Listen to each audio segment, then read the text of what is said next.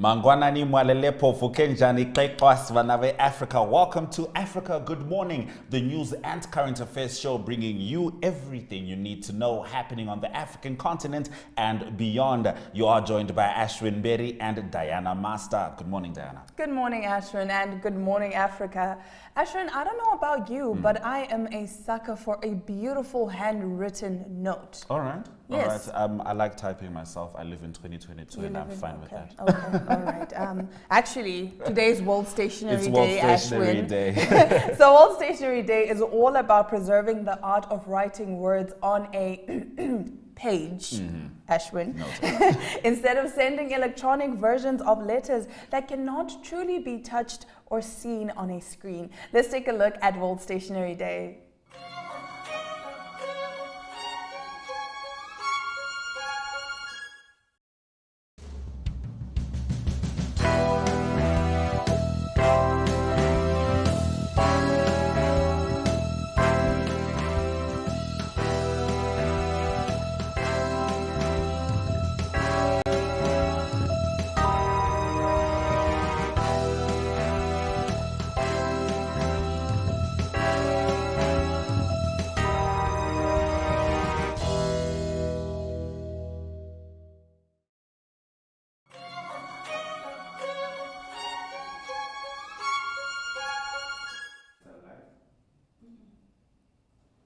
Today is Wednesday, the 20th of April, and these are your top stories. Drunk Congo soldiers run amok, killing 15.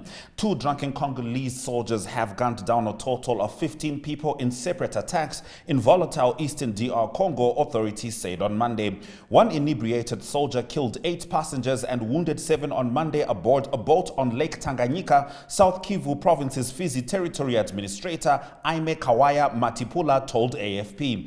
Among the victims, all of them civilians, are men, women, and children. Local army spokesman Mark Alongo said the soldier was then lynched by angry residents before he could be arrested and died from his injuries. Local civil society group coordinator Andre Bayadunia had earlier said the soldier had been locked up and urged the authorities to put him on trial and sentence him.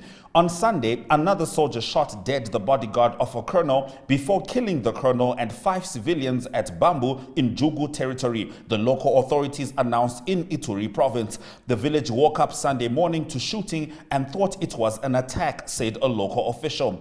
But he explained it was a soldier who had been disarmed by his colleagues the previous evening because he was drunk. The killer, who had recovered his gun, was eventually shot dead by another soldier who gave chase.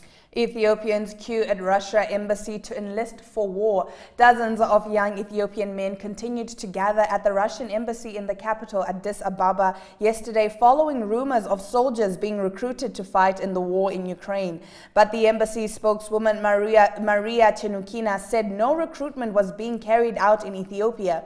She said the crowd was showing solidarity with Russia. We have a lot of visitors to the embassy in order to express support for Russia, she told the BBC. Some of them said they are willing to help in any way they can, but we are not a recruitment agency, Ms. Chenukina added. Many of the Ethiopians at the embassy were seen carrying their personal documents. A young man waiting at the entrance told the BBC that he's looking for a good salary as a soldier or to be hired in any other job available. I also like Russia, he said. Others said they heard rumors of high wages in Russia. Ethiopia was among the countries that missed a UN session to vote on a resolution on the Russian invasion in Ukraine. Now in our next story, armed robber sentenced to death for stealing Kenyan President Uhuru Kenyatta's car. A Kenyan armed robber who allegedly stole President Uhuru Kenyatta's car in 2014 has been sentenced to death. The BMW 735 car model, which was valued at $10,200 at the time, belonged to the president's motorcade, Kenyan News Outpost reported. The chief magistrate of the Milimani court, Francis Andai, said the robber, who is a mechanic, was slapped with a harsh sentence because his actions were considered a matter of national security. The daring robber and 2 other accomplices robbed Chief Inspector of Police David Machui at gunpoint on August 26, 2014 in Nairobi, Kenya. The 3 had an AK-47 rifle and another pistol at the time of committing the crime, according to the charge sheet presented to the court. The robbers then reportedly stripped Machui naked and abandoned him in a thicket. After hijacking the car, the mechanic then went to a garage in Nairobi where he stripped it of its tracking system before driving off to Kampala, Uganda. Now moving on over to Mozambique, proposal to alter local authorities' law risks more centralization of power in Mozambique. The Mozambican non-governmental organization Center for Democracy and Development warned of the risk of centralization of the state in the proposal to revise the framework law on local authorities, calling for a broader debate on the document. The CDD expressed in an analysis of the proposal concern over the provisions contained in the document in a context where the government is not fully complying with the provisions of the current law on local authorities, such as the transfer of responsibilities. It has been 16 years since the government published a decree in which it committed itself to completely transferring powers of state bodies to municipalities within a period of 3 years, but it has failed to meet this objective, the NGO noted. The CDD believes that there are 3 important aspects that deserve to be discussed and analyzed before the approval of the proposed revision of the framework law for local authorities. Now on Thursday, the Minister of State Administration and Civil Service, Anna Komowane, defended in Parliament a law on municipalities that, in her view, ensures the strengthening of transparency in the management of public resources and the clarification of responsibilities between powers. The 3 benches of the Mozambican Parliament have asked for time to analyze the proposed revision of the law. Now in our next story, African refugees in Tunisia demand evacuation to different countries. Dozens of refugees and migrants in Tunisia are demanding evacuation to other countries. The refugees, mostly survivors of illegal immigration attempts by sea to Europe, have been staging a sit-in in front of the office of the United Nations High Commissioner for Refugees in the Tunisian capital, Tunis, since Saturday. Equipped with blankets, the refugees, many of whom are women and children, spend the night on cardboard boxes spread out on the ground amid suitcases containing their personal belongings. They denounce the United Nations inaction. The real problem is the UN Commission has abandoned its main role, which is our protection, they said. Migrants and refugees in Tunisia, particularly from sub-Saharan Africa, regularly complain of being subjected to verbal and physical abuse in Tunisia. The majority of these migrants were rescued off the coast of Tunisia after their boats capsized while they were trying to reach the European continent secretly. According to statistics from the Tunisian Forum for Economic and Social Rights, the Tunisian Coast Guard intercepted 25,657 migrants attempting to cross the Mediterranean in 2021, almost double the number from the previous year. All right, that brings us to the end of the first half of our top stories. More news after the break.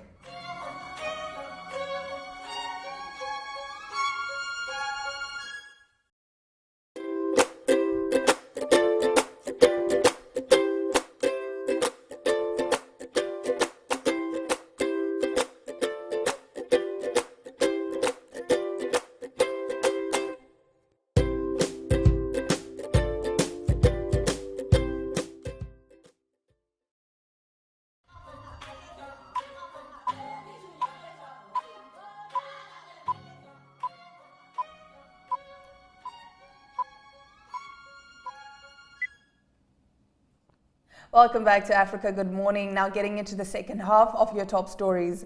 UK Minister overruled officials' concerns about plan to send migrants to Rwanda. British Interior Minister, Priti Patel overruled reservations from officials about her plan to send thousands of asylum seekers to the East African country of Rwanda, documents published by the government showed. The plan unveiled by Prime Minister Boris Johnson last week seeks to act as a deterrent to migrants who make illegal boat crossings to Britain from France. It has drawn heavy criticism from political opponents and campaigners. In an exchange of letters with Patel, the top official in the Home Office highlighted uncertainty over the scheme's value to the taxpayer. The government has said it would contribute an initial £120 million to the scheme. Patel acknowledged the concerns but stated her belief that without taking action to stop the crossings, both the monetary costs and the loss of life among those who attempt to navigate the busy shipping channel would rise. Last year, more than 28,000 migrants and refugees made the crossing from mainland Europe to Britain, a fraction of the number arriving in other European countries, but enough to keep immigration a politically sensitive topic among some voters. Moving over to Mozambique, Nyusi pledges 31 district courts by 2022. Mozambican President Filipe Nyusi reaffirmed that under the presidential initiative, One District, One Decent Building for the Court, launched in May last year, 31 district courts will be delivered across the country during this year. Nyusi reiterated his commitment to the district of Mokuba in the central province of Zambezia, where he inaugurated a new court building. The new courtrooms, Nyusi pointed out, are not intended to penalize the common citizen, but to ensure the economic development of Mokuba, which is prone to a wide range of conflicts such as land disputes, exploitation of natural resources, and trade or labor conflicts. Nyusi said that the country's development requires swift and accurate paperwork, which entails removing red tape. But the barriers to this, he added, include the obsolescence of existing legislation, which is largely inadequate for the real needs of the country's formal and informal economy, as most of the laws were drafted in line with a market reality different from the current one. Furthermore, the administration of justice remains sluggish despite the reforms over the last few years initiated by the Supreme Court. Now, in our next story, Egypt cuts TikTok influencer sentence to 3 years. An Egyptian court has reduced TikTok influencer Haneen Hossam's 10-year human trafficking sentence to 3 years, a judicial source told AFP on Monday. While the jail time was reduced, Hossam was also fined 200,000 Egyptian pounds by the Cairo Criminal Court, said the source. The targeting of female influencers has rekindled a heated debate in the deeply conservative Muslim country over what constitutes individual freedoms and social values. Hossam was first arrested in 2020 and, along with another influencer, Mawada Al-Adam, was sentenced to 2 years for attacking society's values in their videos. An appeals court acquitted the pair in January last year, but they were later charged with human trafficking for ostensibly profiting off girls' immodest social media activity. Adam received a 6-year sentence and a £200,000 fine. She's still behind bars in Egypt. Hossam's lawyer Hussein Al-Bakar confirmed to AFP that the sentence had been reduced as she has already served 21 months, including time under investigation. She can be released in June or July, Bakar said, adding the latest sentence could still be appealed. Now in our next story, suspected outbreak of foot and mouth disease, restrictions on animal movement imposed. The movement of cattle, goats, pigs and sheep destined for breeding from Tete province has been prohibited following a suspected outbreak of foot and mouth disease in Chifunde district on the border with Malawi and Zambia. The episodes were reported on 31 March, necessitating the ban on the movement of animals in 9 districts. The movement of animals in the rest of the country is only allowed if they have been inspected, and so as long other procedures for their internal transit and that of their products are observed, such as acquiring authorization and the certificate of the means of transport from the National Directorate of Livestock Development. The only exception to these restrictions is the movement of animals from fenced farms in the districts affected for slaughter after inspection of the animals and fences by veterinary authorities. Now in Cameroon, 89 AFCON 2021 buses reportedly missing. 2 months after the closing ceremony of the 33rd edition of the African Cup of Nations football played in Cameroon, the buses purchased for the transport of the national teams and delegations that took part in AFCON 2021 remain untraceable, according to the Cameroonian Daily. Of the 90 buses put into circulation for the occasion, only that of the Indomitable Lions remains, which the team is using for their home games, is identified. This won't be the first bad report coming from Cameroon after hosting the 2021 AFCON AFCON, which saw Senegal winning their first AFCON trophy, beating Egypt in the finals. Reports earlier claimed the Cameroon government is yet to pay some workers of the 2021 AFCON before the mysterious disappearance of 89 buses used for the tournament. One would have thought that each delegation returned to its country with the bus made available to them. Very, very, very interesting indeed. That brings us to the end of our top stories. Now, it's no secret that wildlife crime is a problem, particularly in this part of Africa, which is why it is encouraging to see trainee rangers graduate. We'll be talking about that just after the break on Africa Good Morning.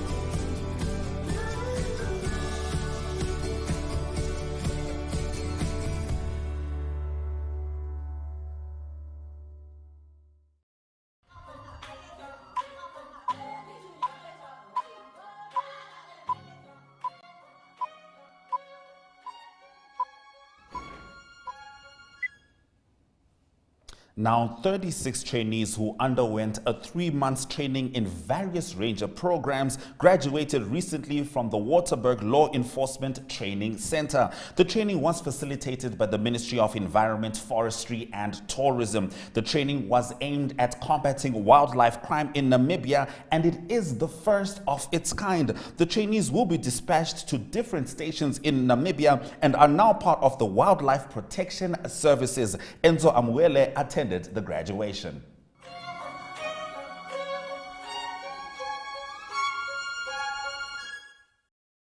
Enforcement Training Center of the Ministry of Environment, Forestry and Tourism. This specific center is built to offer training to Wildlife Protection Service staff members and the new recruits. As you can see, today we have our first historic training that has been concluded here at the center. We had the intake of about 36 trainees that graduated here today, and they will be dispatched and deployed at various stations across the country, and they are part and parcel of Wildlife Protection Service within the Directorate of Parks and Wildlife. So in fact, they have been equipped in basic training when it comes to law enforcement, when it comes to poaching, the first scene, also when it comes to how to handle poachers once they are arrested, and the many other disciplines that they have undergone. You said this is the first ever. My name is Karen Knott, and I'm one of the instructors. This group started last year in October in Amaruru, and today we've seen them graduate at Waterberg. We've had several instructors doing different modules with them, and it's been really exciting to see the progress in their individual progress, but also as a group that we have so much potential. There are some very, very good individuals with regard to anti-poaching, with regard to some of the legal procedures, the field work, the teamwork. So we've taken them through various modules in the last couple of weeks and months, and from being really new recruits with not any real concept of what they're supposed to be doing or why they're here, we've seen them progress into rangers with purpose, with discipline, and we're really looking forward to seeing what they can do in the future when they go back to their duty stations tomorrow, and we really want to see what they can do. We're going to have some of them back here in the future to continue the training, but we're confident that these 36 graduates are going to contribute to combating illegal wildlife activities in Namibia. Hi guys, I am Kalem Sewanga by name. I'm one of the graduates today from Waterberg Law Enforcement Training Center, and I feel so much excited today for the graduation as a field counter-poaching ranger in the Ministry of environment, forestry, and tourism. So it's a very important course that we have done for almost 3 months, and I present for it. And then the course was also challenging, but then as a committed student, you have to be committed to what you are doing and also look further on the way you are going into and also progress in life. So I think this was very important for us as the Rangers of WPS, and it will also help us combat our wildlife crime in Namibia and also in our regions as well. So we thank the ministry for training us on such an important course, and also the partnerships which are IWPP and the German bank as all. And yeah, I think that's all what I can say for now. Thank you.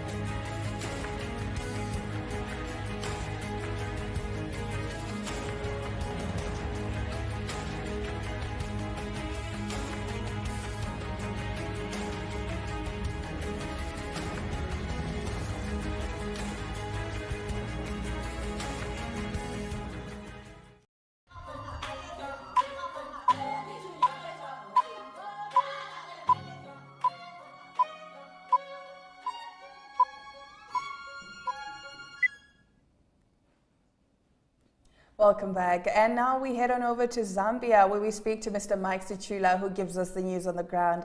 Good morning, Mr. Sichula. Africa, good morning. I'm very well, thank you. Good morning, Aswin and Diana. We are very well, thank you. So we start off, Zambia has started mass export of avocado fruits to European countries after years of investment in the business. Can you expand on this? Yes, the government of Zambia is promoting the diversification of the agricultural sector from the dominant maize. So what has been happening over the years is that farmers have been growing different cash crops for consumption, but this trend has begun to grow where now farmers are growing these other crops away from maize for export. So the latest being the avocado exportation of about 37 metric tons of Zambian grown avocado for exports to countries in Europe. So according to the Ministry of Agriculture, they say this move is important as this presents more opportunities for farmers. And the ministry has said the height of ensuring this edge of avocado is grown across the country. So basically what has happened is that there are two farmers, one on the Copper Belt and one in the southern part of Zambia, who have faced the of avocado. And over the years, a number of Zambians have gotten into this growing of avocado at small and medium into large scale. So this move is seen to be one of those that has excited the Ministry of Agriculture, because the avocado that have been exported have met all the required sanitary requirements for them to enter into the market of European countries. And they are saying this is likely to grow during the period of 2022 going into 2023. All right, Mike. Now, before all those avocados are shipped to Europe, I fully expect you to grab 5 for me and just swing some to Windhoek. Let's move into our next story now. A cabinet minister has come under pressure on social media after pictures emerged of himself meeting a Chinese diplomat where it was suggested he received a bribe, a matter he denied. Could you please expand on that, Mike?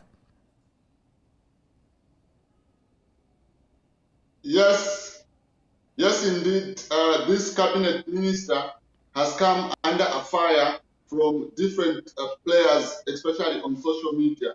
were accusing him of having received a bribe from the Chinese diplomat. As you can see from that picture, the second picture, he was seen walking to his car with a brief he didn't have when he first met the Chinese envoy. In the other picture, that's the Chinese senior diplomat who met the minister at a cement factory. But according to the minister, he said he went to that cement factory to buy cement for his project. Then upon the Chinese nationals realizing that he was a senior government official, that is when they tried to escort him to his vehicle and they changed this gift according to what he said. So what he said is that what was contained in that gift that was given was a calendar and a notebook. But social media has been saying it is not true given such a gift, because why did he go to meet a Chinese delegation with a Chinese top diplomat without other senior members of his ministry according to procedure, since he is the foreign affairs minister? So since then, which happened over the Easter holiday, the minister has not been seen in public. And the latest thing that happened, the Chinese embassy has sent a new ambassador to Zambia. The new ambassador was not by the minister, but by somebody else. And the minister has just come under intense scrutiny, despite him justifying. They're saying there's more to it happened on that fateful day. Interesting indeed. We'll be keeping an eye out for the latest developments. Now moving over to lighting news. In sports, Zambia's path to qualify for the 2023 Africa Cup of Nations has been decided. Can you tell us which teams Zambia has pitted against?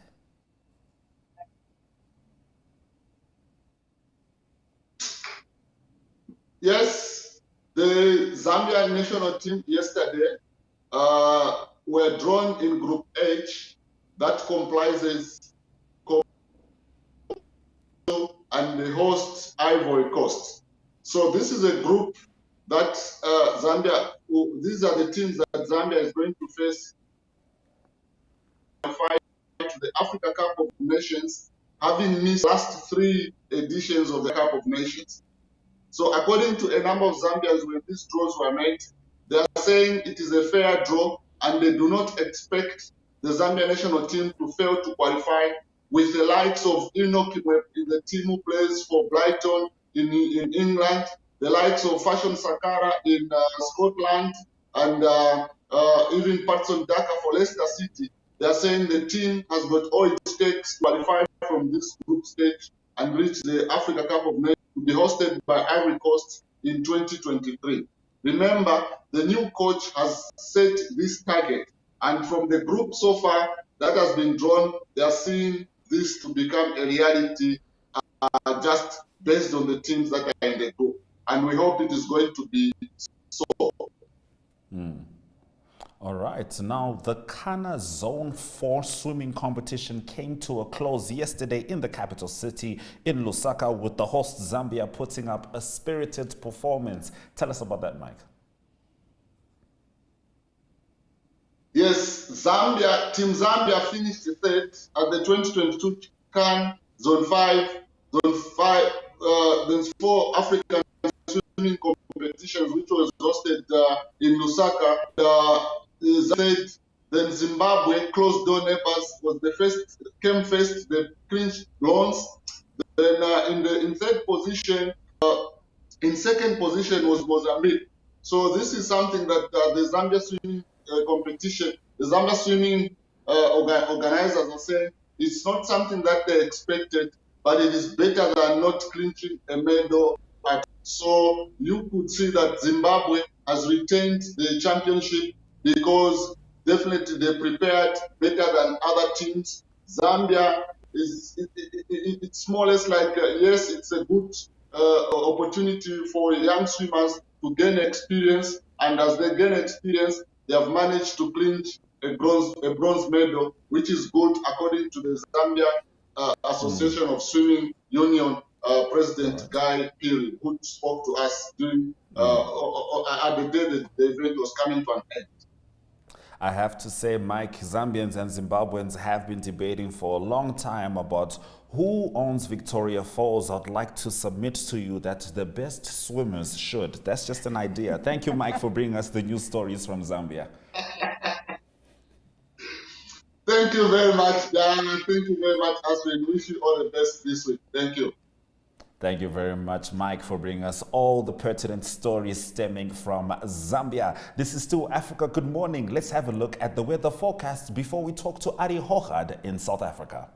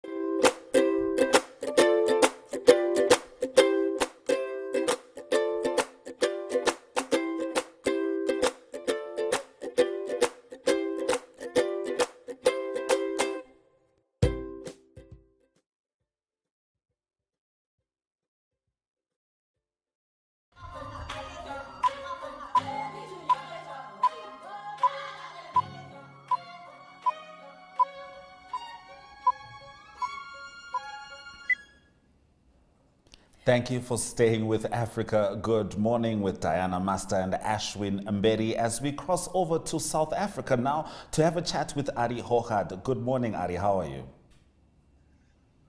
Yes, very good morning. Nice to talk to you. Morning, Ashwin. Morning, Diana.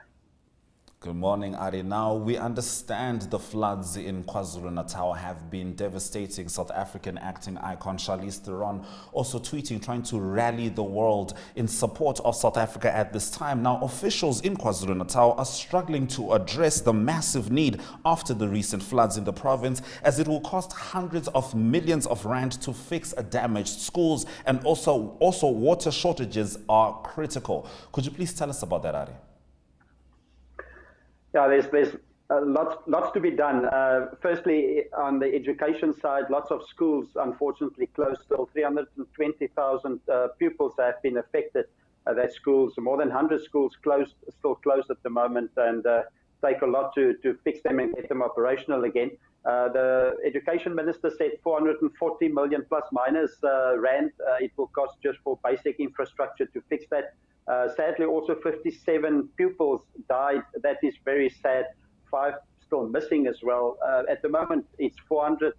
The number is 448, the official number of deaths. So it is a very sad situation.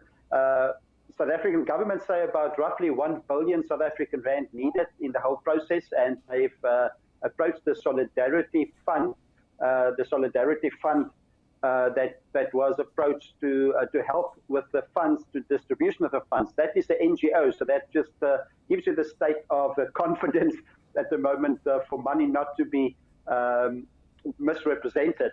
So Solidarity Fund, they've distributed more than 3 billion rand in COVID-19, so they've been asked to help there to distribute all the funds that's coming in to assist the situation. But it is a very tense or difficult situation at the moment still.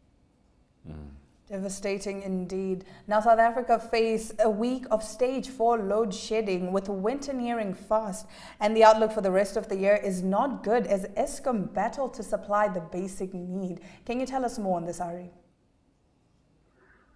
Yeah, we've all been running again for our candles. So you get used to not having candles, and that's the way some of us live now. We have the candle next to the laptop, so it's not easy. It's all over the country. It's for the households and industry, so it's not perfect. We understand the challenges. One of the challenges at the moment is lots of rain in the northern parts of the country. There's also wet cold that doesn't help as well. Tutuka, the one power station there, is down. It was one of the power stations that tripped together with Majuba Unit 5. So that is affecting it up till Friday, 5 a.m. There's going to be load shedding. What is bad at Tutuka there, that's in the picture, there's been misrepresentation of stolen parts to the extent of 1 billion South African rands. That is crazy to think that 1 billion South African rand worth of parts have been, they say, misrepresented. I say it's just stolen. So it is, I think they must use the right words. It's just gone, and that's not what Eskom needs at the moment. So it's under pressure. The forecast is for another 101 days at least in the winter time. So let's say the 3 months of winter, Eskom say expect 101 days would be load shedding. Yikes, 1 billion rand of equipment gone, just like that. Now, United States airline Delta has been given the go-ahead to fly to Cape Town as part of the triangular route between Atlanta and Johannesburg. Will you be traveling anytime soon, Ari? Actually, yes, indeed. On that same route, hopefully. We'll see what happens. The Delta's been trying to get to Cape Town, a direct route from Atlanta to Cape Town for a while. It's been since 2009 they had a direct route via Dakar. For some reason, the Transport Department didn't allow them to fly directly Atlanta, Cape Town for some years now. They had a direct flight to Johannesburg. Now they say they've approved a triangle fly from Atlanta, Johannesburg, and then Cape Town. Cape Town is a tourist hotspot in South Africa, so they need, Delta say that they want 3 direct flights a week of a plane that carry 300 people. So you can imagine there must be lots of people that want to come to South Africa and Cape Town if they have the capacity, or they want 3 planes to come in weekly to Cape Town. That is Cape Town Airport. They can handle the direct flights, so hopefully that triangle will help. At least Delta is flying from Johannesburg down to Cape Town as well as a triangle. So that's been approved. So Delta will fly to Cape Town again now. I'll be taking a trip to come see you soon, Ari. All right, now an arbitration hearing has ordered that suspended passenger and rail agency CEO Zulani Matthews be reinstated. Can you please tell us more? Yes, it was last year November. He was removed from his position, but there was an arbitration case. It was because of state security. For some reason, the states say that when you, the CEO of the passenger and rail agency, you need the state security classification. I don't know how many secrets there are in the railway system, but anyway, he apparently he's got dual citizenship also in the United Kingdom, and they say that it was said that he didn't tell them about the UK citizenship. So it was a real challenge about security clearance. Now the arbitration say that he must get back into his position. He's got lots of work to do. The last financial year, there was a loss of 1.9 billion South African rand at PRASA, and there was also irregular spending of 1.3 billion South African rand. So these are big numbers. He must be back in his position again. He's got lots of work to do, so we wish him all the best. Zulani Matthews, he's capable of doing that, so good to see him back in the chair. All right. Now, in our feel-good story, Ari, the Two Oceans Ultra Marathon past weekend helped the SPCA to raise 70,000 rand as runners took up the challenge. Could you please get into this? Yes, I was there on Saturday. It was an amazing event, or Sunday. Saturday was the 21-kilometer race, 16,000 people running and 11,000 in the Ultra 56. There are some of the runners. They did it for the SPCA. They get in funds. The SPCA doing great work. They see to 45,000 cases per year. So they need the funds. There's lots of needs for animals. And that is Dr. Colin Murray. Great story, Dr. Colin Murray. He ran in that catsuit. He ran the 56-kilometer in that catsuit, his 10th ultra marathon. And that's his little dog, his little Jack Russell that he got from the SPCA in 2009. That got him motivated to get funds to help run, to get funds for the SPCA. Great story. So well done to all of them. Well done to all of them. Indeed, I can't stop smiling because I've got a Jack Russell myself. So I truly loved that story. Thank you, Ari, for bringing us the stories from South Africa. Yes, big pleasure. Brilliant day to everyone. We talk again next week, Wednesday, South African News. Bye-bye. All right, cheers, Ari. Now, African startups drew a record $5.2 billion in venture capital last year. We'll be talking about that and more in economic news after the break.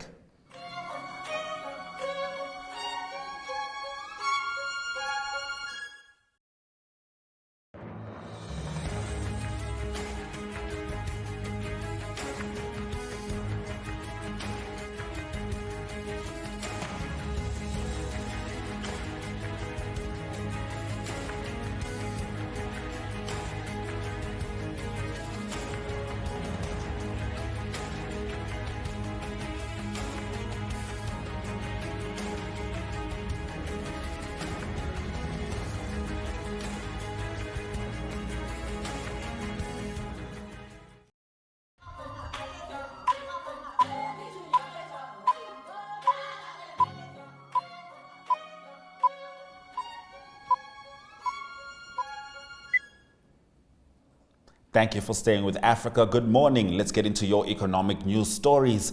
African startups drew a record $5.2 billion in venture capital last year, industry group says. African startups attracted a record $5.2 billion in venture capital, bouncing back from a pandemic-induced dip in 2020 with a nearly five-fold increase in investments, according to data released by an industry group on Tuesday. African startups raised more in 2021 alone than the preceding 7 years combined. Much of the investor focus has been on fintech startups seeking to meet the needs of the continent's largely unbanked population. Nigeria, a hotbed of new fintech firms, was the leading destination for venture capital in Africa last year, surpassing South Africa, the continent's most developed economy. Now, East Africa Business Council calls for action over rising air transport costs. Business leaders have voiced their concern about skyrocketing air transport costs in the East African Community region. They have called for a thorough review of aviation taxes, levies and charges so as to make them affordable to air transport users. The East African Business Council, an apex body of the private sector associations, is spearheading appeals for urgent intervention. Deeply concerned by the exorbitant fares, taxes, fees and charges, the Arusha-based body will commission experts to work on the issue. They will scan through the regulations on aviation taxes, levies and charges on the cost of doing business in the EAC. All right, South Africa says Durban port functional after flood devastation. South Africa's major port of Durban, where operations are disrupted by severe flooding last week, is now functional and a backlog of thousands of containers will be cleared within 5 to 6 days, the Public Enterprises Minister said on Tuesday. The floods caused extensive damage to roads leading to Durban port, one of the busiest shipping terminals in Africa. Now, Minister Pravin Gordhan told an online briefing on Tuesday that fridges, logs and debris ended up in the harbor during the floods, but that after 72 hours of dredging, a lot of the debris had been cleared. He said that trucks could now access the port terminals, which were operating at between 60% and 100% capacity. Moving over to Kenya, social enterprise turns human waste into profitable fuel business. A truck full of unwanted human waste will soon be turned into fuel. Trucks bring the material to a social enterprise called Sanivation, based in Naivasha, 100 kilometers from Nairobi. It might seem like an unlikely source for cooking meals and heating homes, but this unpleasant mixture will be treated and turned into profitable briquettes. According to Charity Water Org, 41% of Kenyans lack access to basic sanitation solutions. According to the WHO and UNICEF Joint Monitoring Program for Water Supply, Sanitation and Hygiene is estimated 8.5% of the population practiced open defecation in 2020. Now, through the initiative, the company has been able to create jobs as well as convince established organizations to opt for an environmentally friendly source of energy. That brings us to the end of our economic news stories. Up next, economic indicators.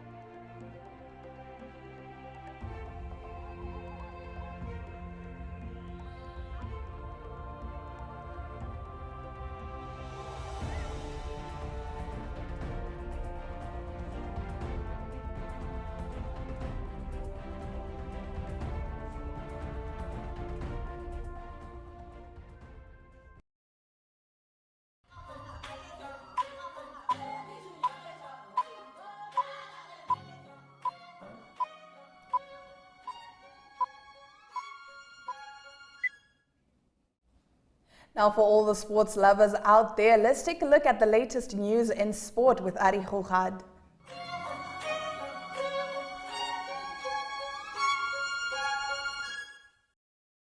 Good day everyone, time for international sport, and we start off with cycling news today, and it is the Tour de Turkey that was completed, and it was a cyclist from New Zealand that won. It is Patrick Bevan that came in first. That's the 31-year-old's first career win in a cycling tour. So Bevan won the 7th stage of the Tour de Turkey, and then he was the leader going into stage 8. That stage was cancelled after just 25 kilometers because of heavy rain that was on the road to Istanbul. Meant to be 141 kilometers, but it was stopped and cancelled. But because Bevan was the yellow jersey holder going into the last stage, he was declared the winner of the tour. In second place is a countryman of New Zealand, that is Jay Vine.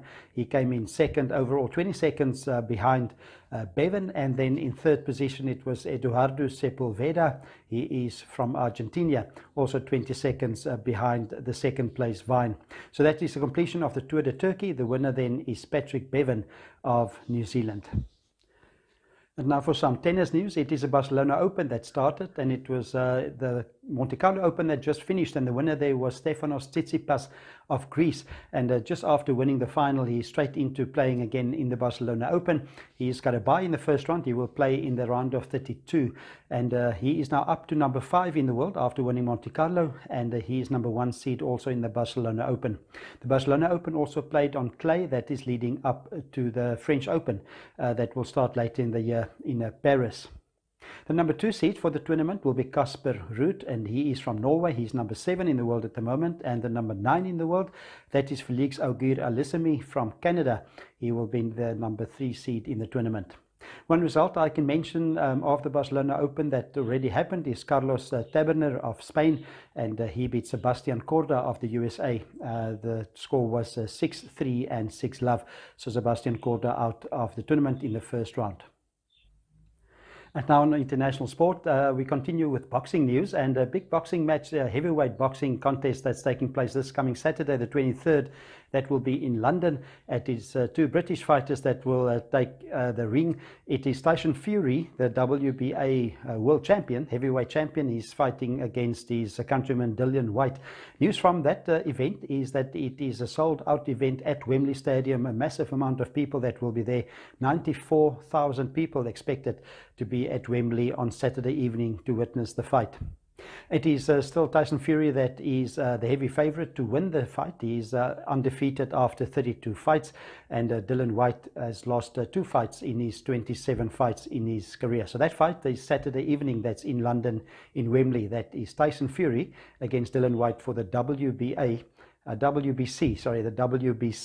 heavyweight boxing title of the world.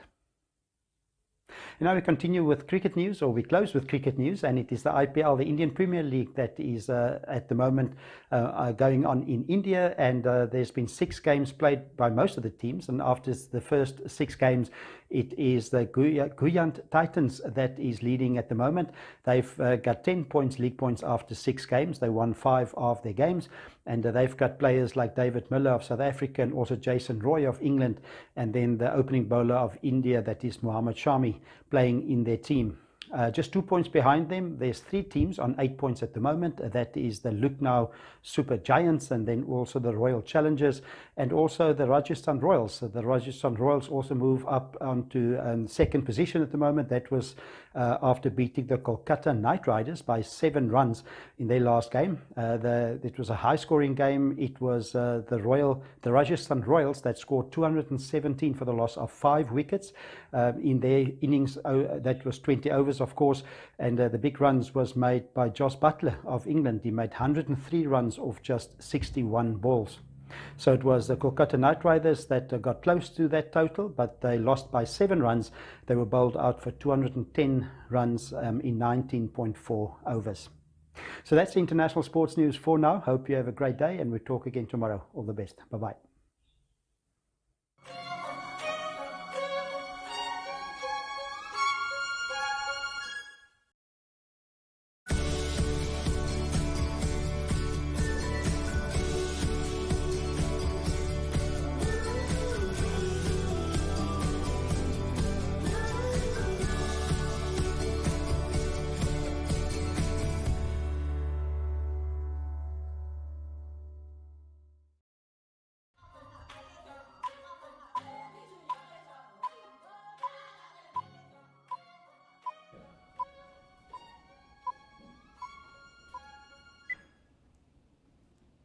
Welcome back. Now, in case you missed it at the start of the show, let's take a look at the highlights from today's broadcast.